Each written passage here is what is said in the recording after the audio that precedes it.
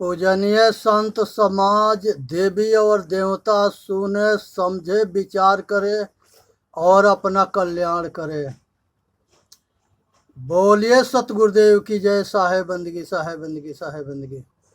सतगुरु अभिलाष साहेब की जय। साहेब बंदगी साहेब बंदगी साहेब बंदगी।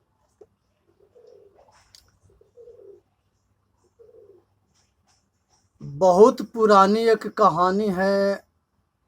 जिस समय महाभारत खत्म हुआ और मनु महाराज के यहाँ जो है अभिमन्यु के जो है लड़का परीक्षित हुए राजा। अब परीक्षित से जन्मेजय हुए। तब परीक्षित बहुत धर्मात्मा राजा हुए थे और उन्होंने जो है उसी समय कलयुग जो है परीक्षित के पास में आया और कहा कि हे महाराज, हमके जो है आप यह चक्रवर्ती सम्राट हो, हमके जो है जगह दे दो कि हम कहाँ रहें। अब जो है परीक्षित महाराज जो है सोचे कि कलयुग के मार दे, लेकिन कलयुग हाथ जोड़ करके अब महाराज परीक्षित से कहा कि हे प्रभु, आप राजा हो, हम आपके शरण में आए हैं।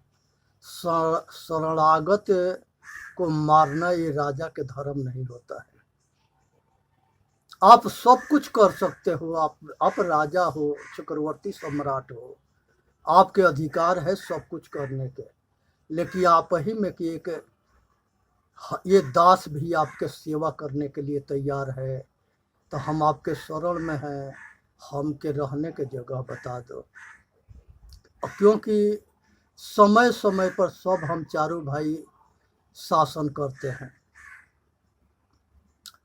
महाराज परीक्षित कहे कि तुम्हारे के हम 4 जगह देते हैं और वो 4 जगह पर आप रहना। पहले जो है जगह तुम्हारे के वो देते हैं जहाँ पर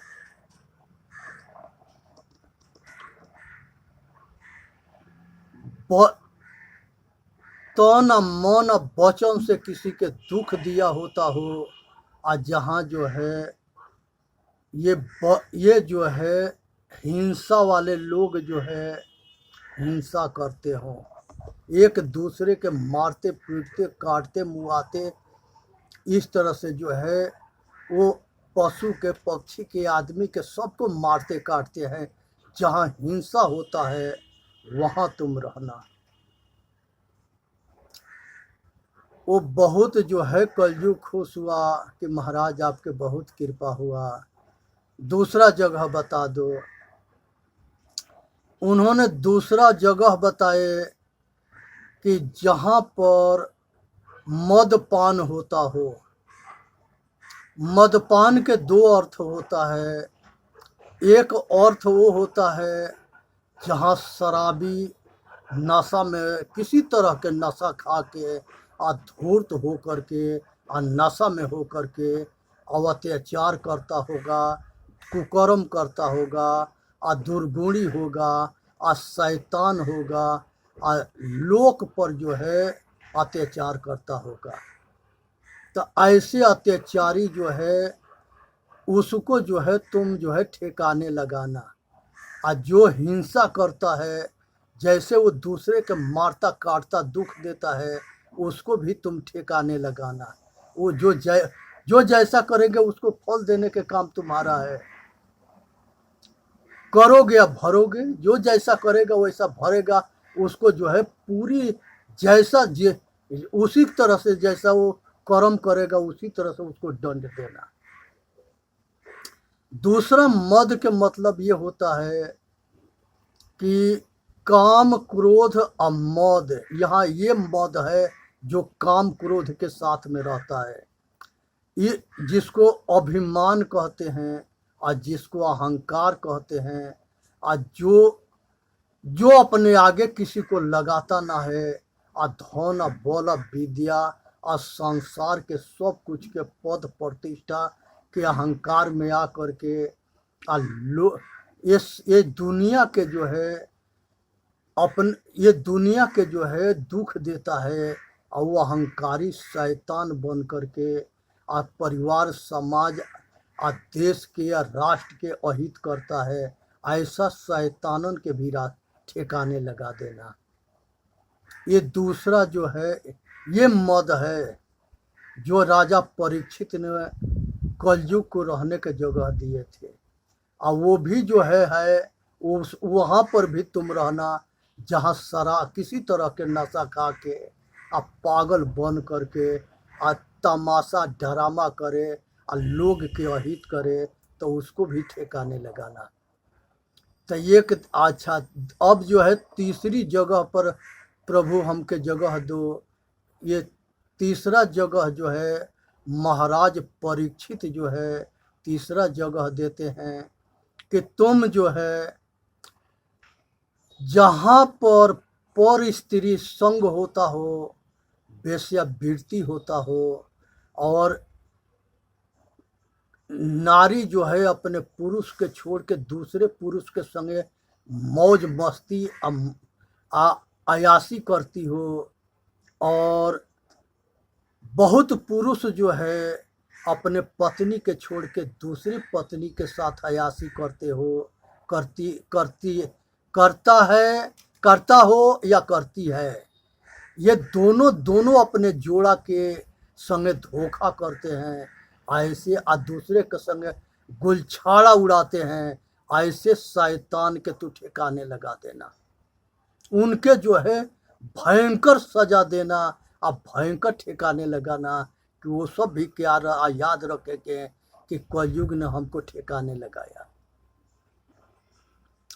अब वो कहे कि तब चौथा जगह है आप हमके बता दो। तो यहाँ पर जो है मदपान, अहिंसा, अपर स्त्री गमन, और ये जो है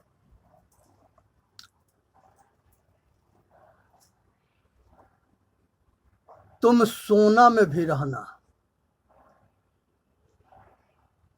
हिंसा होता हो, जहाँ मदपान होता हो, जहाँ पर स्त्री गमन होता हो, और जहाँ पर जो है सोना में भी रहना।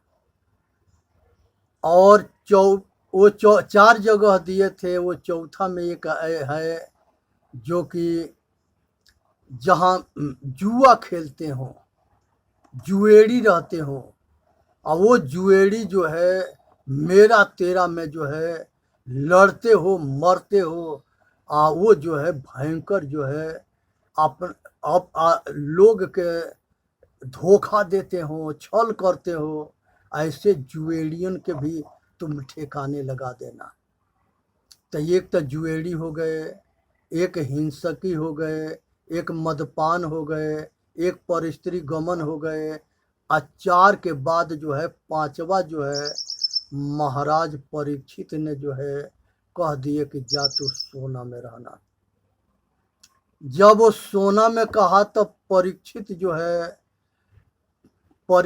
ये कलयुग जो है महाराज परीक्षित के सिर के ऊपर मुकुट सोना के था, उसी में जा कर के और उसी में जो है उसमें जा कर के और उनके खोपड़ी पर सवार हो गया। जब उनके खोपड़ी पर सवार हो गया तो वो वन में तो शिकार खेलने गए थे, और वही शिकार खेलने में उनको प्यास लगा तो समीप ऋषि के आश्रम पर गए, और समीप ऋषि जो है तपस्या में ध्यानिष्ठ थे, समाधि में थे। वहाँ दो चार बेर आवाज़ दिए कि भाई यहाँ कोई रहता है, हम प्यासे हैं, हमको पानी चाहिए। और बाकी सब लोग नहाने चले गए थे, वो ऋषि के सब पत्नियाँ और बेटा सब, खाली वो ऋषि समाधि में थे। जब ये जब जो है दो चार बेर पानी मिले आ ये ऋषि ना सुने, तो कलयुग तो खोपड़ी पर सवार था। कलयुग जो है उसके मनोभावना आया कि ये जो है लगता है कि कोई ऋषि ना है, ये बहुरूपिया है, भेष बदल करके लोग के धोखा देने वाला है। कलयुग ऐसे ही सोच कर आता है। मन के अंदर जो दो धारा चलता है, एगो कहता है कि अच्छा करे आ एगो कहता है कि बुरा करे। तो जो अच्छा करने वाला है वो सतगुण है, और जो बुरा करने के तरफ सोचता है वही कलयुग है, काल के युग है। उसको पहचानो, और जो उसको नहीं पहचानता है वो अपना लोक परलोक खराब करके आ कीड़ा मकोड़ा पशु पक्षी बनता है। ये सावधान हो जाना। हर आदमी के खोपड़ी पर ये जो है महाकाल है, ये कलयुग है, और ये हमेशा खोपड़ी पर रहता है। और हर आदमी के हृदय में दैवी सुर और आसुर सुर संग्राम होता रहता है। जो कहता है कि हम किसी के भला कर देंगे, अपना भला कर देंगे, वो दैवी गुण के सेना है, सेनापति विवेक है, अज्ञान है। और जो कहता है कि हम अपना भी विनाश करेंगे, विनाश काले विपरीत बुद्धि, जो गलत करने के लिए तैयारी करता है, और जो परिवार के या समाज के, राष्ट्र देश के अहित करता है, और जहाँ नरसंहार कराता है, वो घोर अपराधी या शैतान होता है। तो वहाँ पर जो है, यहाँ जो है अब जो है वो ऐसा सोच करके समीप ऋषि के आश्रम पर सोचा कि ये ऋषि के मार दें, लेकिन फिर पीछे के अच्छे संस्कार और राजा परीक्षित के था, तो उन्होंने अपने आप को संभाल लिए। और संभालने के बाद से एक मरा हुआ सर्प था, वही सर्प ले जा करके और ऋषि के गला में लपेट दिए। जब वहाँ पर गुरुकुल में और बच्चे वहाँ पर आ गए, वो जाके और समीप ऋषि के लड़का जो है श्रृंगी ऋषि थे, उनसे जा कर के वो कह दिया, सब ऋषि बच्चे कह दिए कि तुम्हारे पिताजी के जो है एक जो है आया था, और उसने जो है मरा हुआ सांप तुम्हारे पिता के गला में लपेट दिया। उसने जो है वहीं से जो है संकल्प करके और वहाँ से श्राप दिया कि यही जो है श्राप आज के 8वां दिन जा कर के राजा परीक्षित के डसेगा और वो मरेगा। इस तरह के जो है श्राप दे दिया कि वो जो है जा कर के और उनको ये आज के 8वां दिन डस देगा। अब इस बात को जो है राजा वहाँ से चले गए, और वहाँ तब तक ले ऋषि के लड़का सब आ गए, और लड़का जो है श्रृंगी ऋषि अपने बाप से कहे, समीप ऋषि से, कि हे पिता, आपके गला में मरा हुआ जो सांप लपेटा है, तो उसको हम श्राप दे दिए, आकि यही सांप जो है आज के 8वां दिन 7वां दिन जा करके आज जो लपेटा है उसको काटेगा। वो जो है वो बच्चों से पूछे कि वो कैसे थे, तो वो कहे कि धनुष बाण लिए थे, अब मुकुट सिर पर था। तो वो जो है भास हो गया कि ये जो है राजा परीक्षित थे। समीप ऋषि कहे कि तुमने जो है गलत किया, बिना किसी के जाने अब बिना किसी के देखे तुमने दंड दे दिया, ये तुमने भी अपराध किया। फिर समीप ऋषि जो है शाम होने लगा, शाम के जो है जैसे वो घर पर पहुँचे थे तो अपना मुकुट उतारे, तो रानी से कहते हैं कि हे रानी, आज हमसे बहुत बड़ा भूल हो गया। उनके खोपड़ी घूम गई। आज जब होश में हुए तो कहे कि रानी, आज हमसे बहुत बड़ा भूल हो गया। कहे कि क्या भूल हो गया? कि एक मरा हुआ सांप हमने एक ऋषि के गला में लपेट दिया।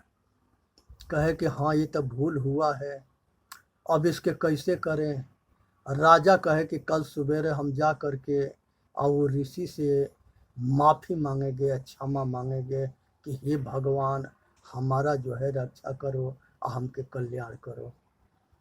अब उसके बाद से जो है ऋषि गेट पर आ गए और गेट के जो चौकीदार थे उसे कहे कि जाके राजा से कह दो कि ये जो है समीप ऋषि आए हुए हैं। जाके उसने जो है कहे कि महाराज, ये वो तो अभी थोड़ी देर पहले आए, आप विश्राम करते होंगे, अब विश्राम में खलल पड़ेगा तब पता ना हम लोगों के क्या कहेंगे। कहे कि जा करके कह दो कि समीप ऋषि आए हैं। अब इधर उधर राजा के भी डर था, इधर ऋषि के भी डर था। ऋषि लोग भी बहुत क्रोधित होते थे, अगर उनके कोई बात ना मानता था तो उनको श्राप देते थे। अब यहाँ पर जो है वो चौकीदार जा कर के राजा से कहा कि महाराज, समीप ऋषि आपके पास आए हैं, गेट पर आए हैं। वो जो है खाली पैर आ कर के वो उनके जो है नमस्कार किए और उनको आदर के साथ अपने जो है महल में ले गए और वहाँ जो है जा कर के और राजा को जो है समझाने लगे कि राजन। तब तक ले राजा अपना सारी कहानी ऋषि को बता दिए। कहे कि ये बात तो ठीक है, लेकिन अगर हमारे बस में होता तो इसकी सज़ा भी हम ले लेते, लेकिन यहाँ हमारा लड़का जो है श्रृंगी ऋषि, उसने आपके श्राप दिया है कि आज के 8वां दिन ये सर्प जा करके काटेगा, काट लेगा, उनको डसेगा। अब इस बात से जो है और वो राजा मरेंगे, इसी पर बेहोश होकर रानी गिरती है। उसको वहाँ से अंदर जो है सेजिया पर ले गए सब, और राजा जो है उनसे पूछे कि हे प्रभु, हमके बचने का रास्ता बताओ। कहे कि देखो, हमने तो जो हुआ है उसके जो है सूचना तुम्हारे तक दे दिए, हम खुद आ कर के तुमको आगाह किए कि अब जा कर के तुम्हारे पास 1 हफ्ता की ज़िंदगी है। अब 1 हफ्ता के ज़िंदगी में तुम जो है आत्मज्ञान के उपदेश जो है आत्मज्ञानी ऋषि से ले कर के आइए संसार के आवागमन से छूट जाओ। उसने जाके अपना कुल पुरोहित से मार्गदर्शन लिए, और वो मार्गदर्शन लिए तो उन्होंने जो है वेद व्यास को भेजे। वहाँ पर जो है सनत कुमार के लगे वो पुरोहित भेजे, गुरु भेजे। और सनत कुमार जो है 12 बरस की अवस्था में 88,000 ऋषि के प्रयागराज में उपदेश दे रहे थे। और सनत कुमार बहुत ऊंच कोट के ऋषि थे। उनके शरण में राजा परीक्षित पहुँचे और कहे कि हे भगवान, हमके जो है हम जो है मरे हुए आदमी हैं, और अब हम जो है आत्मज्ञान पाना चाहते हैं, हम अपना कल्याण करना चाहते हैं। तो वो राजा जो है सुखदेव जी राजा को सतावना दिए कि चिंता मत करो, हम तुम्हारा कल्याण के मार्ग बताएंगे। वहाँ पर तो जो है कृष्ण की महाभारत वहीं शुरू हुआ। अब पूरा महाभारत के बात सुनाई गई है, लेकिन वहाँ कृष्ण के गीता शुरू हुआ। और वही जो है साप्ताहिक 7 दिन के अंदर में जो है 18 भाग गीता सुनाया गया, जिसमें वो महाभारत सुनाने की बात है। क्योंकि ये जो है गीता जो है यही ज्ञान है जिस ज्ञान से मनुष्य जन्म मृत्यु से छूटता है और आवागमन से छूटता है। तो यही मुक्ति ज्ञान कहा जाता है, मोक्ष ज्ञान कहा जाता है, कल्याण ज्ञान कहा जाता है, अमर ज्ञान कहा जाता है। यही सतगुरु जो है सुखदेव जी राजा परीक्षित को ये आत्मज्ञान के उपदेश दिए थे। वो कृष्ण गीता था उस समय। और इसी ज्ञान से जा कर के उनका कल्याण हुआ था। इसीलिए जो है ये चीज़ को समझना है और सुनना है, विचार करना है।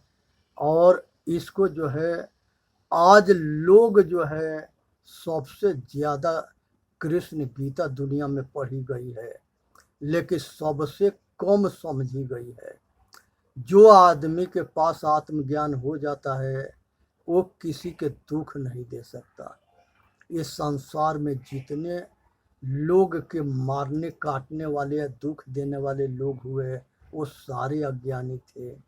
आज जितने संप्रदाय है, सारे संप्रदाय में जो एक दूसरे के देख के जलता है, पक्षपाती है और लड़ता मरता है, नरसंहार कराता है, ये सब अज्ञानी है। ज्ञानी कोई ना है।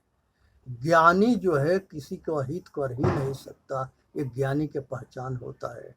वो तो सीधा जो है जैसे अपना दुख सुख समझता है वैसे दूसरे के दुख सुख समझता है। इसलिए जो है ये चीज़ को समझनी है, विचार करनी है और अपना कल्याण करना है। भगवान राम जो है रामायण में कहते हैं कि मम दर्शन फल परम परम अनुपा अजीव पाव निज सहज स्वरूपा।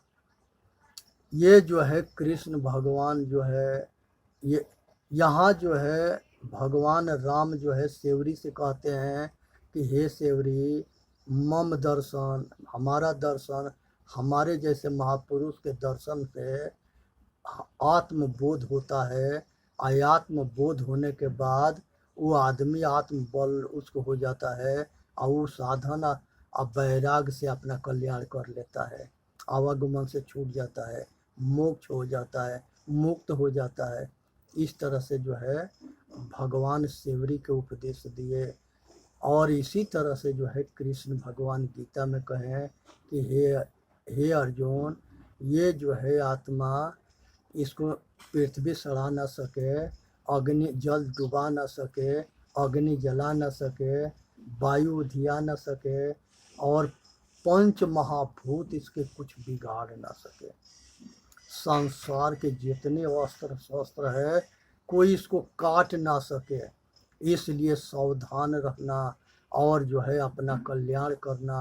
और यही अमरता के ज्ञान जो है सुखदेव जी, यही जो है अमरता के ज्ञान राजा महाराज परीक्षित को बताए और उनको जो है निर्भय कर दिए।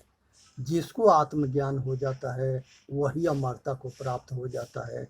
आज यही विश्व गुरु, यही आत्मज्ञान विश्व गुरु के नाम से पूरा विश्व पर शासन होता था। इसीलिए भारत के जितने चक्रवर्ती सम्राट थे वो सारे आत्मज्ञानी थे। जितने तपस्वी थे, जितने ऋषि मुनि थे, जितने संत थे, वो सब अपने समय में मार्ग बनाए, संप्रदाय बनाए, मजहब बनाए। ये सारे के उनका उद्देश्य था कि ये जो है सत्य ज्ञान को जान करके ये सब मानव जाति संसार के बंधन से मुक्त हो जाएगा। लेकिन ये देश गुलाम रहा। ये गुलाम होने पर सारे ग्रंथ में मिलावटबाजी हुई। इसी ज्ञान को खिचड़ी बना दिया गया। जड़ चेतन दोनों के एक बना करके कह दिया गया कि ये दोनों एक है।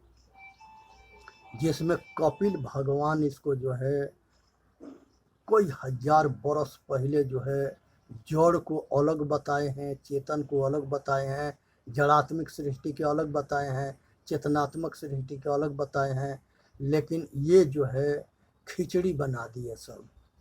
यही चेतन आत्मा जब घट में सगुण रूप में होता है तो सब कुछ करने में ये जो है ये समर्थवान होता है।